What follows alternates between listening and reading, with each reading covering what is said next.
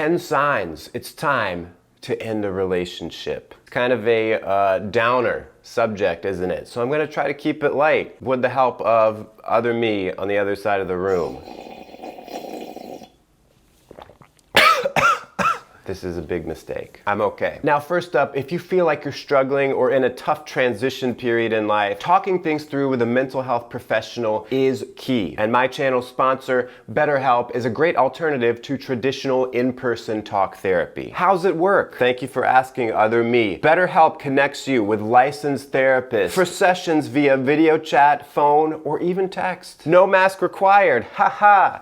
It's a topical joke because it's 2020. Yeah, signing up is easy. You just go to the site, you fill out a questionnaire, within 24 hours you're matched with a therapist. Plans start at $65 a week. There is financial aid available, and if you go to my link, betterhelp.com/FrankJames, you can get 10% off. The 10 signs. Now look, don't just take one of these out of context and be like, well, Frank James said I should break up with you now. You might be able to work through some of these things, but if you see a lot of them piling up, not a good sign. The one exception is number 1, which is you're being physically or emotionally abused. And that's one where it's just sort of like zero tolerance, no questions asked in the relationship if there's any kind of abuse going on. There's really no way to make that one lighthearted. No, there is not. The number 2 sign you should end the relationship is you can't trust the person. Trust is like the most important thing in a relationship. How are you gonna continue a relationship if you don't have that? On the other hand, there are people like me who have a hard time trusting anyone. So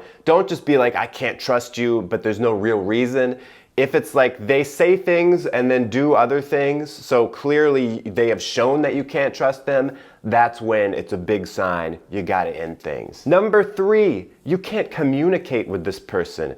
Are you in a situation where you feel like, I know we're both speaking English here, or whatever your language is, I don't want to assume. But even though you intellectually understand the words, you just don't get it. Like there's a communication breakdown. You're like Chris Tucker in Rush Hour. Do you understand the words that are coming out of my mouth? Communication is so important in a relationship. If you don't have that, you can't work through problems that are inevitably gonna come up. So it's a good sign. Maybe this isn't the right fit. Number 4, you find yourself avoiding this person and preferring to either spend time alone or with other people. Of course, we all need our space. Sometimes you just wanna be alone. But in a partnership, in a relationship, you should be wanting to spend a lot of time with someone. You should be wanting to share your life with them. But if you find like every chance you get, you try to avoid them and be by yourself, and it's like, oh crap, it's like an obligation. I have to see this person. Not a good sign. You're subconsciously just like trying to eliminate them from your life without actually ending the relationship. Sort of like how I avoid you, haha. While I've stopped myself at an awkward moment, go ahead and hit the like button if you're enjoying this video. You might also consider subscribing. Number 5, when you have good news, you have something that you're bursting at the seams to tell someone, you don't tell them, or at least they're not first, maybe not even 6th. They're just like not on your radar when good stuff happens. Now this is a sneaky one, because it's like, well, maybe I just prefer to tell my friend, I prefer to tell my mom, not my romantic partner. But why don't you want to tell them good news? Are you worried that they're gonna kill the joy that you're having right now? Will they try to bring you down? Will they feel jealous that good things are happening in your life? So then that will manifest in you just like trying to avoid it. Oh yeah, something good happened a few weeks ago. Oh, I didn't tell you that? Whoops, must have slipped my mind. Number 6, none of your friends or family like this person. That's one that can be tricky because you might not think anything's wrong with the relationship, but then you notice, oh, wait a second, none of my friends or family like this person at all. Now, there are just reasons that people don't like each other, random weird reasons that certain people might not get along. So yeah, your friends might have an issue with your girlfriend, your boyfriend, but that's not a big issue if you can figure out what's going on interpersonally between those people. But if it's everyone, if there is this pattern that cannot be ignored because it's literally everyone, there's something wrong that they see that you're blinded to. You gotta trust their instinct. Maybe ask them, why don't you like this person? And maybe consider ending it. But what if none of my friends and family like me? That's a whole different video, other me. Number 7, the relationship is a one-way street. It might seem selfish at first to ask yourself, what do I get out of this relationship? But it's a legitimate question, especially if you suddenly realize, oh, all I do is give to this other person. I'm looking out for them, their needs, and I get nothing in return. Relationships should be two-way streets. I mean, it shouldn't be transactional, like you give me these things, I give you these things, but there should be some kind of give and take. It should be mutually beneficial. There should be some symbiosis, if you will. So if you find yourself in a position where it is a one-way street, the other person, they're fine, they're getting all their needs met, but you're not, try first expressing that you perceive that this is going on, and see if they can step up and start to meet your needs and start to make the relationship a two-way street. But if it's not going to happen, you got to end the relationship. You're just going to have too much resentment build up if you let it go on. Number 8, they don't encourage you to be a better person. Now, I'm not so much talking about, oh, I wish you would wear better clothes, you look ugly. When someone falls in love with you, you fall in love with someone else, part of what it is that you see all their potential, everything that they could be at their best self. In a good partnership, you should be pushing each other to become the best versions of yourself that you can possibly be. But if the other person is not doing that for you, it's indicating something's not quite right. Perhaps they're worried that if you continue to grow, you'll be too good for them, you'll leave them. Perhaps they want to keep you down where they are.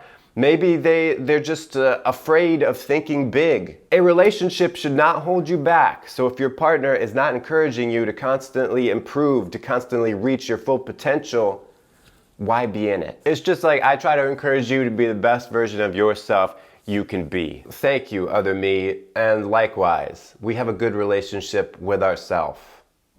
Number 9, they are not on the same path as you in life. This could be in a literal sense. They're going to the Yukon territory and I'm going to Guatemala. But here's the thing, long distance can work out if you're really committed to the relationship. So maybe ultimately, even though you're going in different directions in the world, you're still on the same path in this abstract sense. This path in life can be totally abstract, and you can be on different paths even if you're in the same location. The biggest way I could see this manifest is if you are really all about self-improvement. You want to be better. It goes back to that last point about the other person encouraging you to grow.